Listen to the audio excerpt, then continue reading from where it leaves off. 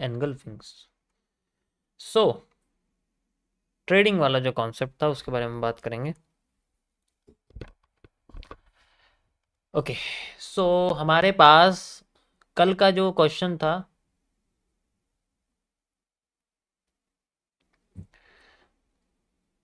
मैंने ऊपर ही लगवा दिया, सामने मेरे रूटर लगा हुआ है दीवार पे, यहीं से मारूंगा माउस इसके अगर ये अटक गया तो। मुझे लाइट है इसकी दिख रही है नीचे जलती हुई इसकी लाइट दिख रही है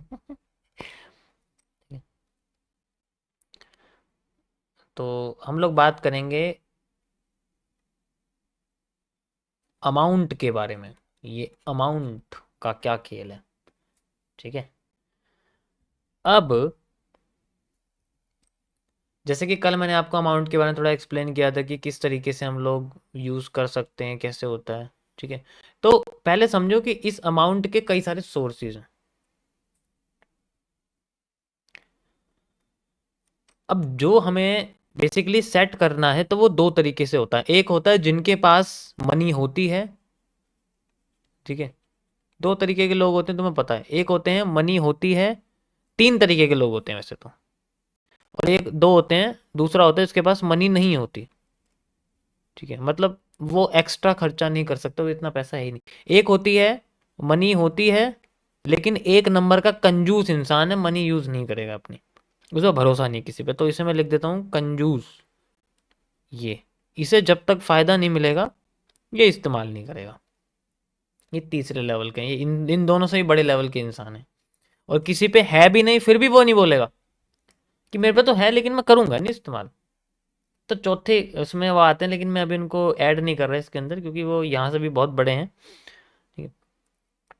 अब जिनके पास है, अब बेसिकली उन्हें कोई दिक्कत नहीं होती, बस उन्हें ये रहता है कि मेरे ना पैसा जाए ना।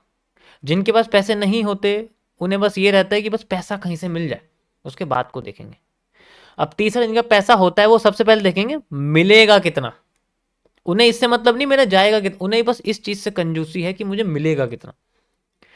जिनके पास पैसा होता है उन्हें डर रहता है कि पैसा जाएगा तो नहीं, सबसे पहले इंपॉर्टेंट, क्योंकि हर जिसका पैसा होता है ना उसे हमेशा इसी चीज का डर रहता है कि कहीं और कमाने के चक्कर में मेरा ये ना चला जाए।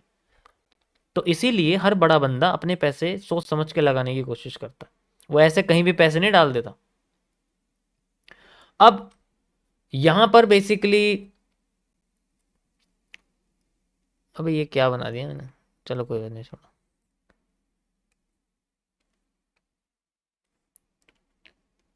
तो अब हमारे पास डिपेंड करता है ब्रोकर के बेसिस पे, ठीक है। ब्रोकर का इन्वॉल्वमेंट होता है हमारे मिनिमम अमाउंट को क्रिएट करने के बारे में, ठीक है। ब्रोकर के बेसिस पे कई सारी चीज़ें डिपेंड करती हैं, जैसे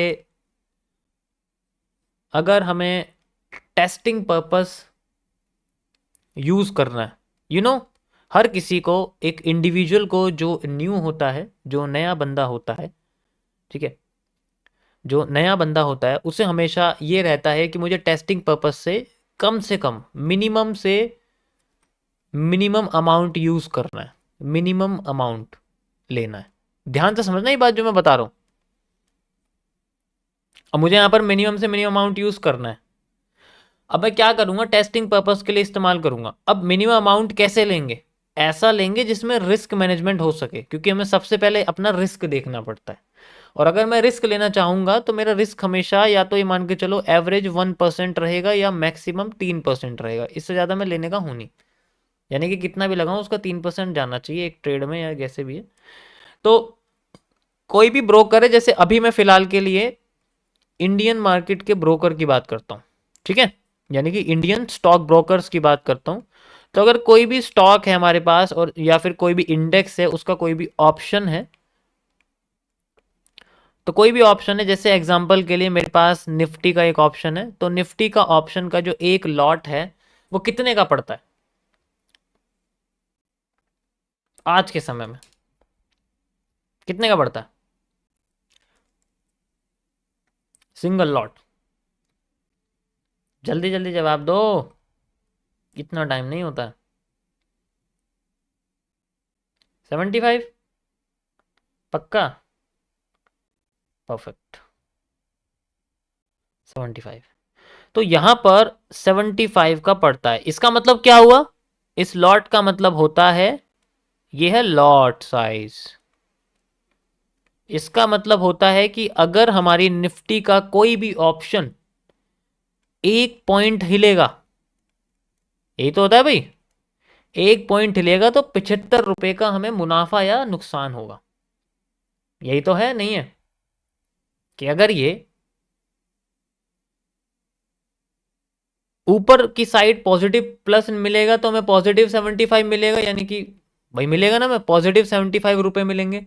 नीचे की साइड जाएगा तो नेगेटिव 75 रुपए मिलेंगे, बस 1 पॉइंट हिलने पे। तो सोचो, मतलब अब मेरे पास अगर ज्यादा पैसे नहीं है तो मैं तो इसमें कुछ कर ही नहीं पाऊंगा। और अगर मार्केट में मेरे पास एवरेज, जो मेरे पास स्टॉप लॉस है वो आता है मान लो 10 पॉइंट का, एवरेज 10 पॉइंट का मेरे पास स्टॉप लॉस आता है, तो इसका मतलब है मेरे 750 रुपये, ठीक है, 750 रुपये लॉस तो होने। ये चीज़ मुझे समझनी है कि 750 रुपये का लॉस तो मेरा है मिनिमम। ये मेरा एक ट्रेड का एवरेज लॉस है। एवरेज 10 पॉइंट का स्टॉप लॉस आएगा नहीं आएगा? जल्दी बताओ। अभी मैंने 75 लिया है, तुम 25 भी कर सकते हो, मैं बस तुम्हें एग्जांपल दे रहा हूं। मिड कैप का ले सकते हो, बैंक निफ्टी का भी। एवरेज तो 10 पॉइंट का स्टॉप लॉस है, और अगर मेरा 10 पॉइंट का स्टॉप लॉस है तो मेरे पास 750 रुपये का लॉस है। अब ये 750 रुपये मेरे बैलेंस का या तो 1% हो या फिर 3% हो। मान लो एग्जाम्पल मैं कह रहा हूं 1% हो, तो 750 रुपये किसका 1% है? किसका 1% है? 75,000 का। तो मेरे पास मिनिमम अमाउंट टेस्टिंग पर्पस के लिए भी कितना होना चाहिए? 75,000। हाँ या ना? ऐसे बैलेंस को पता कर सकते हैं। ये मैं तुम्हें सिर्फ मार्केट के अंदर की बात बता रहा हूं। अभी मैंने ब्रोकर का ब्रोकरेज, सेबी का चार्ज, सिक्योरिटी ट्रांजैक्शन टैक्स और बाकी के टैक्सेस को इंक्लूड नहीं किया है। अगर आप उनको इंक्लूड कर दोगे तब तो शायद ज्यादा बिगड़ जाए। बस मैं आपको एक रॉ, एक कच्चा चिट्ठा बता रहा हूं। ये सिस्टम समझ आया? तो सारा खेल लॉट साइज के ऊपर है। We know the lot size, we know the game. ये ट्रेडिंग का मसला है, ठीक है? अब अगर हमारे पास इंडियन मार्केट नहीं, इंडियन ब्रोकर नहीं, हमारे पास कोई फॉरेक्स ब्रोकर है, ठीक है, मान लो एग्जांपल के लिए हमारे पास कोई भी फॉरेक्स ब्रोकर है, ठीक है, जो दूसरी किसी कंट्री में या हमारी कंट्री में कोई भी फॉरेक्स ब्रोकर लीगल तरीके से काम कर रहा है, तो इनका लॉट साइज अलग तरीके से काम करता है। जैसे इनका लॉट होता है 0.01 से, सबसे कम हम इतना लॉट यूज कर सकते हैं। 0.01 का मतलब होता है अगर आपका अकाउंट INR में है तो इसका मतलब है 1 रुपया। तो 1 पॉइंट हिलेगा तो 1 रुपए का प्लस और माइनस होगा। तो सोचो कितना कम है। मैं यहां पर 100 रुपए से भी स्टार्टिंग कर सकता हूं, बिल्कुल कर सकता हूं। अगर मेरा अमाउंट डॉलर में है तो थोड़ा सा बड़ा हो जाएगा, वो वहां मुझे डॉलर यूज करना पड़ेगा। तो अगर मान लो मेरा रुपए में नहीं डॉलर में है, ठीक है, अकाउंट, तो मेरा यहाँ 0.01 सेंट है, इसको बोलते हैं हम लोग सेंट। तो मेरे पास अभी 1 सेंट का लॉट है। तो अगर मार्केट 1 पॉइंट हिलेगी नेगेटिव में तो मुझे -1 सेंट मिलेगा, अगर पॉजिटिव हिलेगी तो +1 सेंट मिलेगा, ठीक है। तो अगर मुझे देखना है कि अब ज्यादातर फॉरेक्स मार्केट में फॉरेक्स के जो पेयर्स होते हैं, कोई भी पेयर है, जैसे यूरो USD है, ठीक है, जैसे USD JPY है, इन सब के अंदर जो एवरेज जो स्टॉप लॉस आता है वो कम टाइम फ्रेम पे भी ज्यादा मान के चलो, मैं आपसे कह रहा हूँ 100 पॉइंट्स का आता है, जिसे हम लोग पिपलेट्स भी कह सकते हैं। 100 पिपलेट्स का आता है, ठीक है, या फिर हम इसको 10 पिप्स भी कह सकते हैं, बिल्कुल।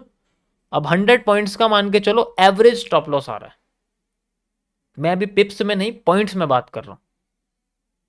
अब अगर इतना आ रहा है, एवरेज मान के चलो इतना आ रहा है कि भाई आ ही रहा है, मैं टाइम फ्रेम कम ही रख रहा हूं, इतना मेरा आ रहा है, तो इसका मतलब है कि 100, इसका मतलब है कि 100 सेंट 100 सेंट में $1 होता है, तो मेरा $1 का लॉस आ रहा है। अब मेरा जो $1 का लॉस है पर ट्रेड का, वो मेरे बैलेंस का या तो 1% होना चाहिए या 3% होना चाहिए।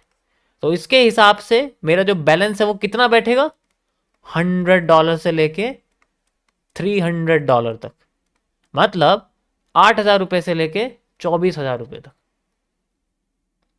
इस तरीके से हम लोग अपने बैलेंस को फाइंड आउट कर सकते हैं for just practice purpose, testing purpose. ठीक है, किसके हिसाब से, या तो प्रैक्टिस पर्पस या फिर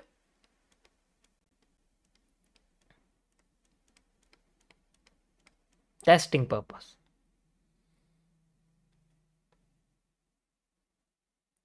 समझ आया? This is the amount which we can use for trading.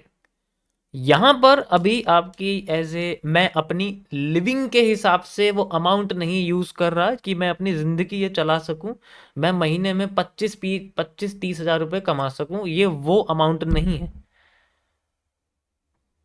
वो अमाउंट होता है बड़ा, थोड़ा बड़ा होता है वो अमाउंट। अब हर किसी के पास इतना अमाउंट होता नहीं है, तो इसीलिए सारा खेल शुरू होता है माइनर बैलेंस से, क्योंकि माइनर बैलेंस हमें सिखाता है।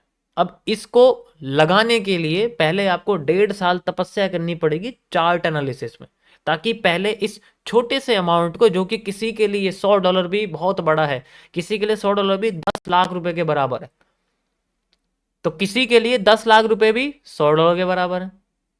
क्योंकि किसी के पास पैसा है तो वो उसको गंवाने के बारे में सोचेगा कि मैं गंवा तो नहीं रहा हूं मैं इसको। जिसके पास नहीं है वो बनाने के बारे में सोचेगा, और जिसके पास है वो कंजूस है, वो पहले सोचेगा मेरा बनेगा कितना। सारा खेल यहां पर बेसिकली आपका लॉट साइज के ऊपर आता है, और लॉट साइज आप तभी पता कर पाओगे जब आपको मार्केट में स्ट्रक्चर अच्छी तरीके से पता होंगे, और जब आपको स्ट्रक्चर पता होंगे then you can easily identify कि मुझे यहां पर कितने पॉइंट्स का स्टॉप लॉस मिल सकता है, और अगर मुझे उतने पॉइंट का स्टॉप लॉस मिलेगा तो मैं उतना लॉट यूज करूंगा, और मेरे बैलेंस उस लॉट के हिसाब से फिक्स बैठता है। उसके लिए टाइम फ्रेम भी मैटर करता है। तो ज्यादा बड़ा टाइम फ्रेम ले लिया, बैलेंस है छोटा, तो स्टॉप लॉस तो बड़ा ही निकल के आएगा। So this is the story behind the amount of trading. ये मेरा मानना है। समझ आया?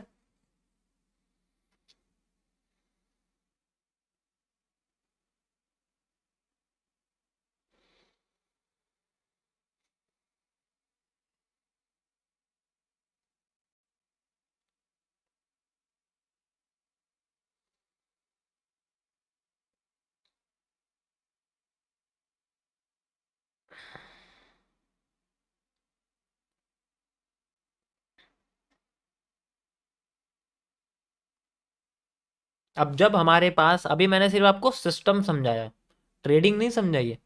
अगर मान लो हमारे पास पॉजिटिव हो रहा है बैलेंस, धीरे धीरे करके पॉजिटिव हो रहा है, प्रॉफिट हो रहा है, लॉसेस भी हो रहे हैं लेकिन प्रॉफिट भी हो रहा है, तो जैसे जैसे अमाउंट बढ़ता जा रहा है वो अमाउंट सेम लॉट यूज नहीं करते, उसके लिए हम लोग पॉजिटिव कंपाउंडिंग यूज करते हैं, जिसके बारे में आपको आगे आने वाले फेजेस में बताऊंगा पॉजिटिव कंपाउंडिंग कैसे यूज करते हैं।